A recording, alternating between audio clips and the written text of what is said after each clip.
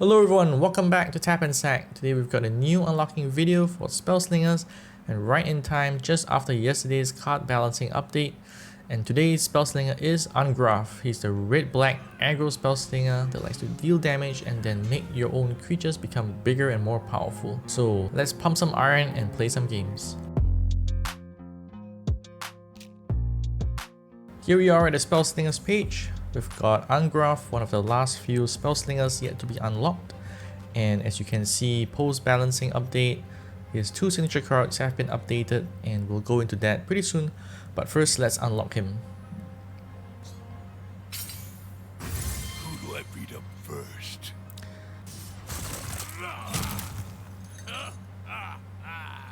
Big and scary Angrath. So Angrath is a red-black Spellslinger. His health is 26. And his special ability is all about giving his creatures buffs if you can damage your opponent before casting the creature. So let's take a look at his signature cards.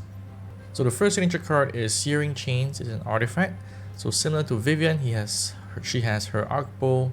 Angrath has this chains which costs 1 mana and it's very good because it can basically guarantee a trigger for your his special ability. So if you activate, it deals 1 damage to your opponent.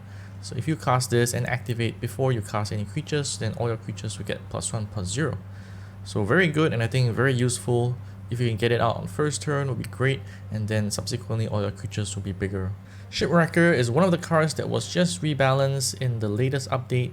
So it used to be a 1 mana 1/2 creature, and basically it allows you to deal 2 damage to the opponent if it gets blocked. So you're guaranteeing 2 damage to the opponent and also Angrath's special ability, although you may lose Shipwrecker, which was kind of bad. But I think in the past, because it was only a 1/2, what opponents would normally do is just let Shipwrecker go through and deal 1 damage. It's better than taking 2 damage. So now that it has a 2/2 stats, it kind of makes it even and it makes Angrath a bit more aggressive in the early game. So the last signature spell is Angrath's Death Raider. It's a 3 mana 4/3 creature with trample and debut. If your opponent was dealt damage this turn, draw a card. So essentially you want to be casting this after you attack or maybe after you've activated the Searing Chains. So this is one of the cards that was also rebalanced in the latest update. It used to be a 4/1 creature and the 1 toughness makes it very fragile. It basically can be killed off with anything, any small creature, and it was quite weak. Even though you get to draw a card, but for 3 mana to get a 4/1 was quite bad. So I think now with doing it 4/3, it's definitely more durable. You can last maybe a couple of turns and it'll still let you draw a card when you've dealt damage to the opponent. Alright, we've gone through the signature cards. The game plan is pretty simple. We gotta deal damage to the opponent quickly and early so that we get bigger creatures, and that can be a great aggro strategy. So let's build our first deck. And similar to other multicolored Spellslingers, you can only use the colors of that Spellslinger. So in Angrath's case, it's black, red, and colorless. And for the rest, it's the same. You got 1 land, 30 cards, and you can have 2 copies of any card except for legendaries. Alright, so this is the deck list that we ended up going with. It's a little bit of an experiment because I never played Angrath before. And although we have, I think, most of the key cards in red and black, still figuring out that balance between too many cheap creatures and too many expensive creatures. That's always tough because you don't want to be left in the late game without any finishes. So initially we were putting in too many cheap creatures, all the 1 mana 2 mana cost creatures, but then we found out that we were emptying our hand very fast and then we didn't have any ways to stay in the game. So I think this list has a little bit more balance between cheap and expensive. So let's go into the key cards. So the first key card I think is Warlock class. We should definitely use a class card if we have them, and maybe for Angrath I think the only options are either Warlock class or Barbarian class.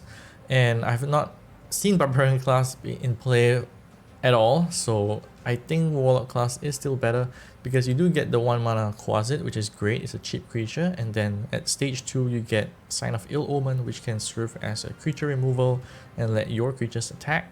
And then lastly, in Whispers of the Grave, it just lets you drain the opponent slowly, so even if you attack and lose creatures, you are slowly killing the opponent.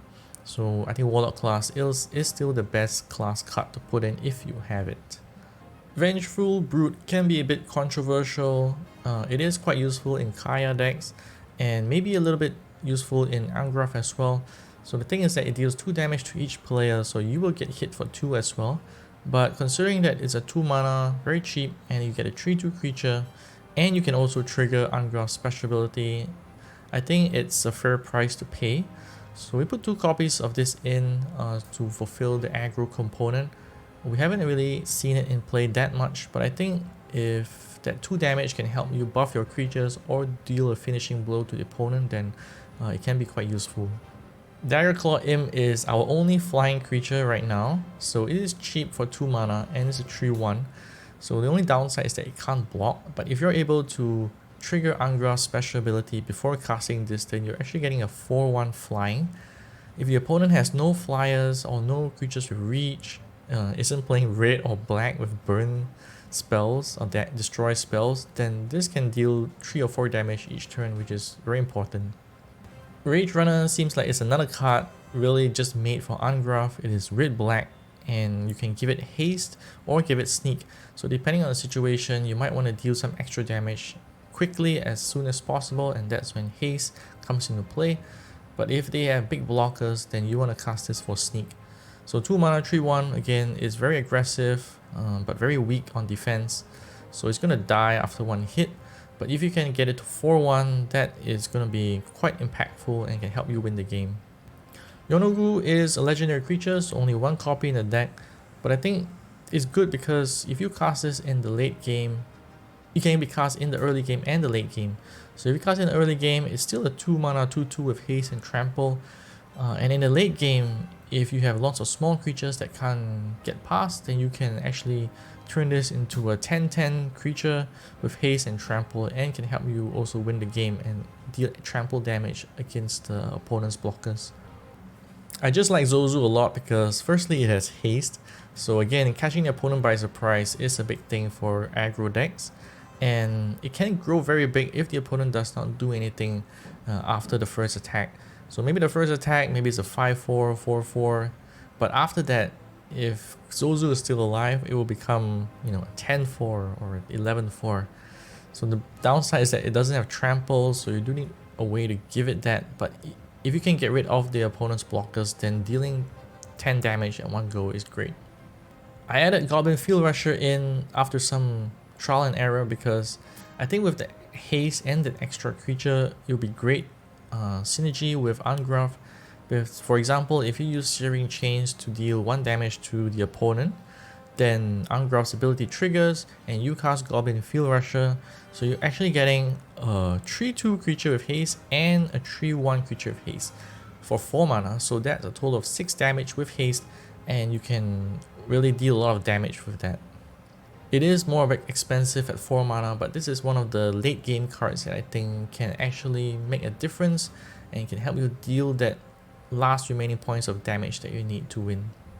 Hellrider is just a great card in every aggro deck with lots of small creatures, whether you're playing Gideon or Chandra, because it can deal 1 damage directly to the opponent for each attacker. So if you have a full board with Hellrider, that's 5 damage directly to the opponent. And yeah, you might lose Hellrider because of that, but I think that ability to deal that direct damage is very important. And the rest of Angrath's deck is basically pretty much the key cards, so the 6 signature cards, Shipwrecker, Searing Chains, and Angrath's Death Raider.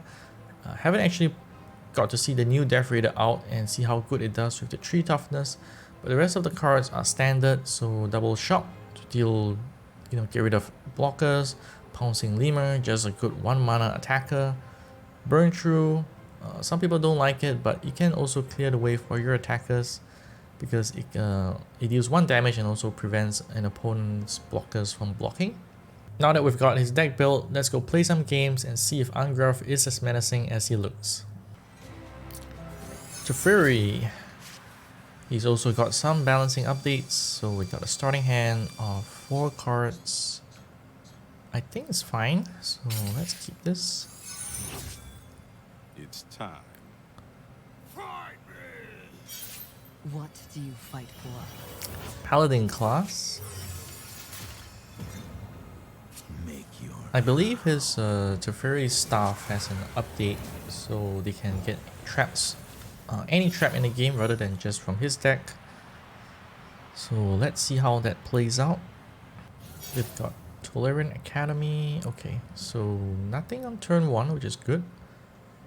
So let's go with Raging Goblin and attack. And then we can cast a Quasit, pass the turn. So now we got a 3/3 Quasit, which is great.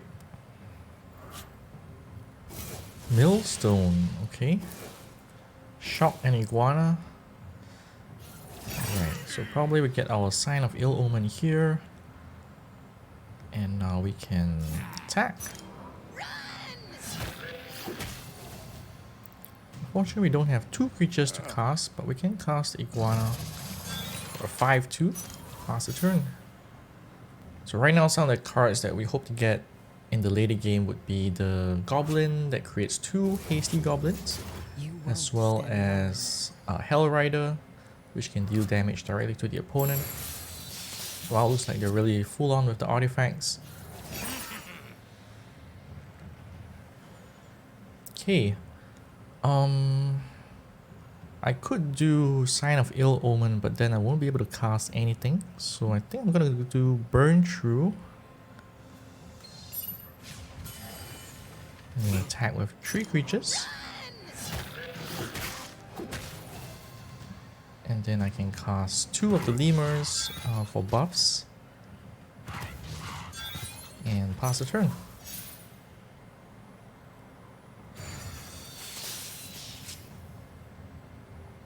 Each player draws a card, and I think they're looking for an answer right now. They're milling me for 2. So luckily with Teferi is that they don't have Infest, because Infest is black. They do have Day of Judgment, which is destroy all creatures. Alright, so I think that's game. We got Sign of Ill Omen. Okay, -5/-5, and then we can shock the Hound.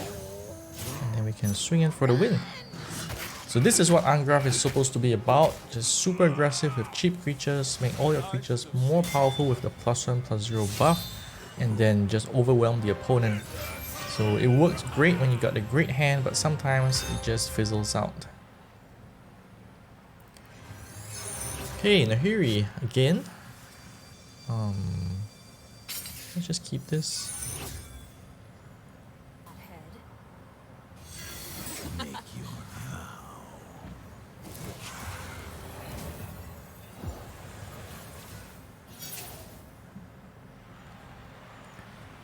Alright, we've got Raging Goblin, so I think we can do that. Let's just attack. Pass the turn.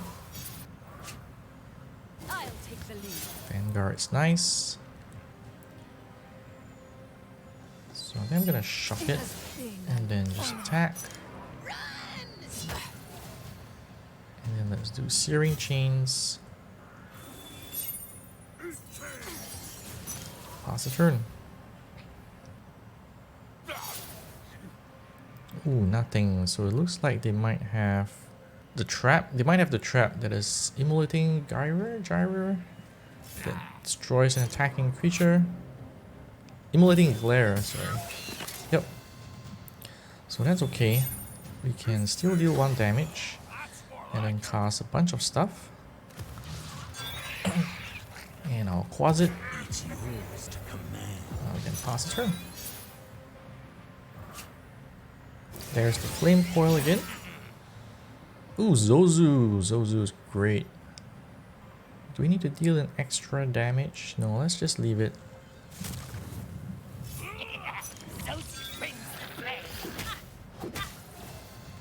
Pass the turn. Ah, Lightning Helix. It's really annoying.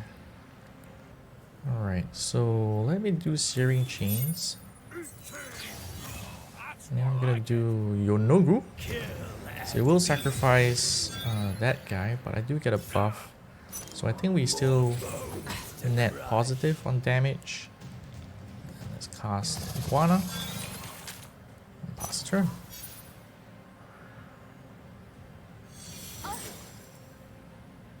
Yawning Portal hasn't been doing much for me. I might have to get rid of it. Either get back the Volcano or use the Black Cave that gives the creatures +1/+0. Right behind you. Follow my lead. I'll take the lead. Take up arms. Yeah, I'm not gonna block this. Yawning Portal is here. Ooh, Cotopad is not great, honestly. Yeah, let's just attack. Advance. It has been. That's more like it. You live.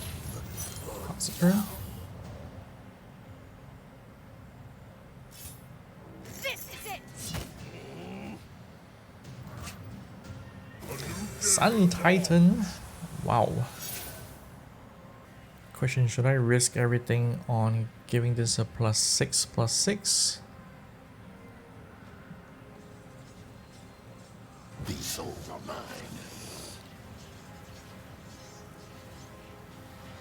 I think not. I'll just get 4 mana this turn. Our bargain is struck. And then I will just Sign of Ill Omen. Maybe the Sun Titan. And just pass the turn. So at least I can block the Sun Titan if they decide to attack. But now they gain 2 life, which is a problem.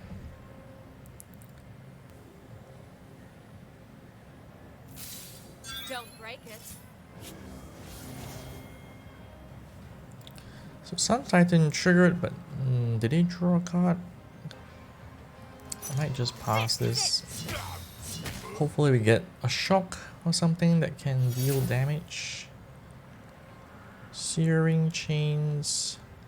I guess they have Immolating Glare, then that's it. Okay, they don't. So let's cast Searing Chains and just deal damage to them. Let's pass. If they have that Archangel again, it's just game over. Because they're gaining so much life. So I just gotta let it go and hope that I get to do something.